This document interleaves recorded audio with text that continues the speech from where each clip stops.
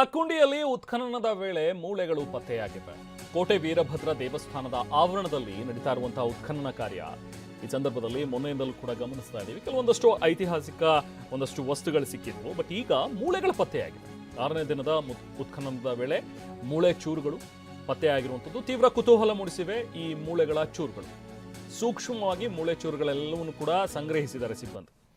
So ಈಗ ಈ ಉತ್ಖನನ ಬೇರೆ ದಿಕ್ಕಿಗೆ ಏನಾದರೂ ಸಾಗತ್ತಾ ಅನ್ನೋ ಒಂದು ಕುತೂಹಲ. ಯಾಕಂದರೆ ಈಗ ಆ್ಯಕ್ಚುಲ್ ಆಗಿ ಉತ್ಖನನ ಸ್ಟಾರ್ಟ್ ಆಗಿದ್ದು ಅಲ್ಲಿ ಒಂದು ಮನೆ ಪಾಯ ಅಗಿಯುವಾಗ ಚಿನ್ನ ಸಿಕ್ತು, ತಂಬಿಗೆ ಸಿಕ್ತು. ಅದಾದಮೇಲೆ ಇನ್ನೊಬ್ಬರು ಮನೆಯಲ್ಲಿ ಏನೋ ಒಂದಷ್ಟು ವಸ್ತುಗಳು ಸಿಕ್ಕಿದ್ವು. ಇನ್ನೊಂದು ಕಡೆ ಈಗ ಅಲ್ಲಿ ಒಂದು ದೇವಸ್ಥಾನ ಇರುವಂಥದ್ದು. ಇದೆಲ್ಲದನ್ನು ನೋಡಿ ಉತ್ಖನನ ಮಾಡಿ ಇಲ್ಲಿ ಬಹುಶಃ ಇನ್ನಷ್ಟು ಐತಿಹಾಸಿಕ ವಸ್ತುಗಳು ಸಿಗಬಹುದು ಅನ್ನುವಂಥದ್ರ ಬಗ್ಗೆ ಉತ್ಖನನ ಕಾರ್ಯ ಆರಂಭವಾಗಿರೋದು. ಬಟ್ ಇದ್ರ ಜೊತೆಗೆ ಈಗ ಮೂಳೆಗಳು ಸಿಕ್ಕಿರುವಂಥದ್ದು ಕುತೂಹಲಕ್ಕೆ ಎಡೆ ಮಾಡಿಕೊಡ್ತಾ ಇದೆ. ಉತ್ಖನನದ ವೇಳೆ ಲಕ್ಕುಂಡಿಯಲ್ಲಿ ಮತ್ತೊಂದು ಬಿಲ್ಲೆ ಪತ್ತೆಯಾಗಿದೆ. ಈಗ ದೇಗುಲದ ಆವರಣದಲ್ಲಿ ಸುಟ್ಟ ಮಡಿಕೆಯ ಒಂದು ಬಿಲ್ಲೆ ಇದೆ. ಪುರಾತನ ಕಾಲದ ಬಿಲ್ಲೆ ಅಂತ ಹೇಳಿ ಪುರಾತತ್ವ ಇಲಾಖೆ ಅಧಿಕಾರಿಗಳು ಕೂಡ ಹೇಳ್ತಾ ಇದ್ದಾರೆ. ನೋಡಿ, ಅದನ್ನು ಕೂಡ ಈಗ ಸಂಗ್ರಹಿಸಿದ್ದಾರೆ. ಈಗ ಆ ಭಾಗದಲ್ಲಿ ಏನೇ ಸಿಕ್ಕಿದ್ರೂ ಕೂಡ ಅದು ಕುತೂಹಲ. ಯಾಕಂದ್ರೆ ಒಂದು ಐತಿಹಾಸಿಕ ಒಂದು ಹಿನ್ನೆಲೆಯನ್ನ ಉಳ್ಳಂತಹ ಲಕ್ಕುಂಡಿ ಅದು. ತುಂಬ ವೈಭೋಗಯುತವಾಗಿ, ತುಂಬ ಸಂಪದ್ಭರಿತವಾಗಿ ಇದ್ದಂಥ ಒಂದು ಪ್ರದೇಶ ಅಂತ ಹೇಳಿ ಏನು ಲಕ್ಕುಂಡಿಯನ್ನು ಹೇಳ್ತಾರೆ. ಸೊ ಹಾಗಾಗಿ ಬಹುಶಃ ಇಂಥ ಹಲವು ವಸ್ತುಗಳು ಈಗ ಅಲ್ಲಿ ಸಿಗುವಂಥ ಸಾಧ್ಯತೆಗಳಿವೆ ಅನ್ನುವಂಥದ್ದನ್ನು ಕೂಡ ಪುರಾತತ್ವ ಇಲಾಖೆ ಅಧಿಕಾರಿಗಳು ಹೇಳಿದ್ದಾರೆ. ಸೊ ಹಾಗಾಗಿ ಉತ್ಖನನ ಕಾರ್ಯ ಕೂಡ ನಡೀತಾ ಇದೆ. ಇವತ್ತು ಕೂಡ ಉತ್ಖನನ ಕಾರ್ಯ ಮುಂದುವರೆದಿದೆ. ಸದ್ಯಕ್ಕೀಗ ಗದಗ ತಾಲೂಕಿನ ಲಕ್ಕುಂಡಿಯಲ್ಲಿರುವಂಥ ವೀರಭದ್ರೇಶ್ವರ ದೇಗುಲ, ಅದರ ಆವರಣದಲ್ಲಿ ನಡೀತಾ ಇರುವಂಥ ಉತ್ಖನನ ಕಾರ್ಯ ಸುತ್ತಮುತ್ತವೂ ಕೂಡ ಈಗ ಅಗಿಯುವಂಥ ಕೆಲಸ ಆಗುತ್ತೆ. ಅಲ್ಲಿ ಸಿಗುವಂಥ ಪ್ರತಿಯೊಂದು ವಸ್ತುಗಳನ್ನು ಕೂಡ ಈಗ ಕಲೆ ಹಾಕ್ತಾ ಇದ್ದಾರೆ. ನೋಡಿ, ಇಲ್ಲಿ ಚಿಕ್ಕದಾಗಿ ಒಂದು ಪ್ಲಾಸ್ಟಿಕ್ನಲ್ಲಿ ನೋಡ್ತಾ ಇದ್ರಿ, ಒಂದು ಮೂಳೆಗಳ ಒಂದು ಚೂರುಗಳು. ಈಗ ಆ ಮೂಳೆಗಳು ಯಾರ್ದು, ಅದೇನಾದರೂ ಪ್ರಾಣಿಯ ಮೂಳೆನ ಅಥವಾ ಮನುಷ್ಯಂದ, ಇದೆಲ್ಲವೂ ಕೂಡ ಅದಾದಮೇಲೆ ಗೊತ್ತಾಗುತ್ತೆ. ಈಗ ಅದನ್ನು ಲ್ಯಾಬಿಗೆ ಕಳಿಸಿ ಟೆಸ್ಟಿಂಗ್ ಎಲ್ಲ ಆದಮೇಲೆ. ಇನ್ನೊಂದು ಕಡೆ ಒಂದು ಬಿಲ್ಲೆ, ಇದು ಕೂಡ ತುಂಬ ಪುರಾತನವಾದಂಥ ಒಂದು ಬಿಲ್ಲೆ ಅನ್ನುವಂಥದ್ದನ್ನು ಕೂಡ ಹೇಳ್ತಾ ಇದ್ದಾರೆ. ಇಂಥ ಒಂದಷ್ಟು ವಸ್ತುಗಳು ಈಗ ಅಲ್ಲಿಂದ ಸಿಗ್ತಾ ಇವೆ. ಸ್ಥಳದಲ್ಲಿ ನಾವು ಪ್ರತಿನಿಧಿ ಸಂಜೀವ್ ಪಾಂಡ್ರೆ ಇದ್ದಾರೆ, ಮತ್ತಷ್ಟು ಡೀಟೇಲ್ಸ್ ಕೊಡೋಣ. ಸಂಜೀವ್, ಈಗ ಎರಡು ವಿಚಾರಗಳು ಅಲ್ಲಿ ನಡೀತಾ ಇರುವಂಥ ಒಂದು ಉತ್ಖನನ. ಇನ್ಫ್ಯಾಕ್ಟ್ ಅಲ್ಲಿ ಒಂದು ಐತಿಹಾಸಿಕ ಹಿನ್ನೆಲೆ ಉಳ್ಳಂತಹ ಕೆಲವೊಂದಷ್ಟು ವಸ್ತುಗಳು ಸಿಗಬಹುದು ಅಂತ ಉತ್ಖನನ ಕಾರ್ಯ ನಡೀತು. ಈಗ ಬಿಲ್ಲೆ ಸಿಕ್ಕಿರುವಂಥದ್ದು ಅದೆಲ್ಲವೂ ಕೂಡ ಅದಕ್ಕೆ ಉದಾಹರಣೆ. ಬಟ್ ಈಗ ಮೂಳೆ ಸಿಕ್ಕಿರುವಂಥದ್ದು, ಈ ಒಂದು ಉತ್ಖನನದ ಕೆಲಸ ಮತ್ತೊಂದು ದಿಕ್ಕಿಗೆ ಏನಾದರೂ ಹೋಗಬಹುದಾ, ಮತ್ತೊಂದು ಆಯಾಮದಲ್ಲಿ ನಡೀಬಹುದಾ ಅನ್ನುವಂಥದ್ದು ಕೂಡ ಪ್ರಶ್ನೆ. ಈ ಮೂಳೆಗಳು ಯಾವುದು, ಏನಕ್ಕೆ ಸಿಕ್ತು ಇಲ್ಲಿ ಅನ್ನುವಂಥದ್ರ ಬಗ್ಗೆ ಕೂಡ ಒಂದಷ್ಟು ಕುತೂಹಲ ಇದ್ದೇ ಇದೆ. ಸಂಜೀವ್.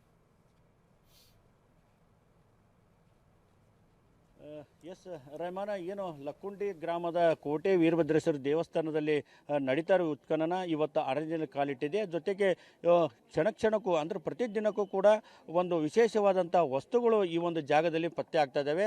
ಅದರಲ್ಲೂ ಇವತ್ತು ಮೂಳೆ ಪತ್ತೆಯಾಗಿದ್ದು ಸಾಕಷ್ಟು ಚರ್ಚೆಗೆ ಕೂಡ ಗ್ರಾಸ ಆಗಿದೆ. ಯಾಕೆಂತಂದರೆ ಐತಿಹಾಸಿಕ ನೆಲ, ಜೊತೆಗೆ ಐತಿಹಾಸಿಕ ದೇವಸ್ಥಾನದ ಆವರಣದಲ್ಲಿ ಈ ಮೂಳೆ ಯಾಕೆ ಸಿಕ್ತು, ಎಲ್ಲಿಂದು, ಯಾರ್ದು, ಏನು ಅಂತದ್ದು ಹತ್ತಾರು ಪ್ರಶ್ನೆಗಳು ಕೂಡ ಈಗ ಹುಟ್ಟು ಹಾಕಿದೆ. ಜೊತೆಗೆ ಈ ಮೂಳೆಗಳು ಕೂಡ ಏನು ಸೂಕ್ಷ್ಮವಾಗಿ ಏನು ಪುರಾತತ್ವ ಇಲಾಖೆಯವರು ಎಲ್ಲವನ್ನು ಸಂಗ್ರಹಿಸಿ ಈಗ ಒಂದು ಸಂಗ್ರಹ ಮಾಡಿ ಅವರು ಏನು ಅದು ಪರೀಕ್ಷೆಗೆ ಕೂಡ ನಾವು ಕಳಿಸ್ತೀವಿ ಅಂತ ಅನ್ನೋ ಮಾತು ಕೂಡ ಹೇಳಿದ್ದಾರೆ. ಆದರೆ ಆ ಒಂದು ಮೂಳೆಗಳ ಚೂರುಗಳು ನೋಡಿದ್ರೆ ಇದು ಯಾವುದೋ ಒಂದು ಪ್ರಾಣಿದು ಇರಬಹುದು ಅನ್ನೋ ಒಂದು ಅನುಮಾನ ಕೂಡ ಅವರು ವ್ಯಕ್ತಪಡಿಸಿದ್ದಾರೆ.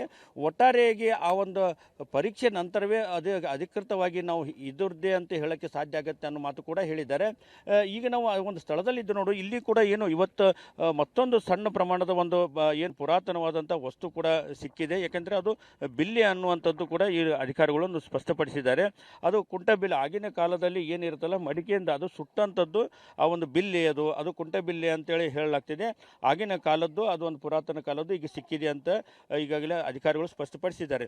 ಆದರೆ ಇಲ್ಲಿ ಒಂದು ಲಕ್ಕುಂಡಿ ಗ್ರಾಮದ ಈ ಒಂದು ಸ್ಥಳದಲ್ಲಿ ದಿನಕ್ಕೊಂದು ಕೂಡ ವಿಶೇಷವಾದಂಥ ವಸ್ತುಗಳು ಕೂಡ ಪತ್ತೆ ಆಗ್ತಾ ಇದ್ದಾವೆ. ಈಗ ಇವತ್ತಂತರೂ ಸುಮಾರು 6 ಅಡಿ ಆಳಕ್ಕೆ ಈಗ ಈ ಒಂದು ಉತ್ಖನನ ಕಾರ್ಯ ಇಳಿದಿದೆ.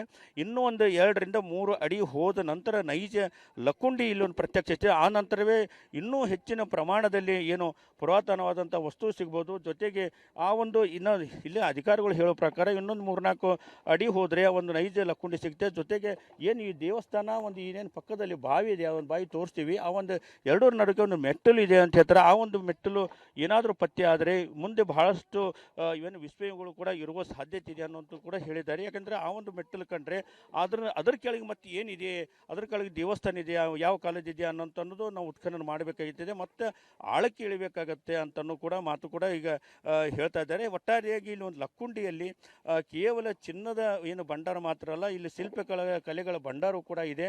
ಶಿಲ್ಪ ಕಲೆಗಳ ಸಾಕಷ್ಟು ಅವಶೇಷಗಳು ಕೂಡ ಇದ್ದಾವೆ. ಯಾಕಂತಂದ್ರೆ ಇಲ್ಲಿ 101 ದೇವಸ್ಥಾನ, 101 ಬಾವಿಗಳಿದ್ದಾವೆ. ಹೀಗಾಗಿನೇ ಇಲ್ಲಿ ಸಾಕಷ್ಟು ರಾಜರು ಆಳಿದ ನಾಡು, ಹೀಗಾಗಿ ಸಾಕಷ್ಟು ದೇವಾಲಯಗಳಿದ್ದಾವೆ. ಐತಿಹಾಸಿಕ ಶಿಲ್ಪ ಕಲೆಗಳ ನಾಡು. ಈಗ ಕಲೆಗಳು ಸಾಕಷ್ಟು ಏನು ನೆಲದಲ್ಲಿ ಹೂತು ಹೋಗಿದ್ದೇವೆ. ಈಗ ದಿನಕ್ಕೊಂದು ಕೂಡ ಒಂದು ಏನು ಪುರಾತನವಾದ ಅವಶೇಷಗಳು ಕೂಡ ಪತ್ತೆಯಾಗ್ತವೆ. ಸಾಕಷ್ಟು ಕೌತುಕಗಳನ್ನು ಕೂಡ ಹುಟ್ಟಾಗ್ತದೆ. ಒಂದೊಂದು ಶಿಲೆಗಳು ಕೂಡ ಒಂದೊಂದು ಕಥೆ ಹೇಳ್ತಾ ಇದ್ದಾವೆ.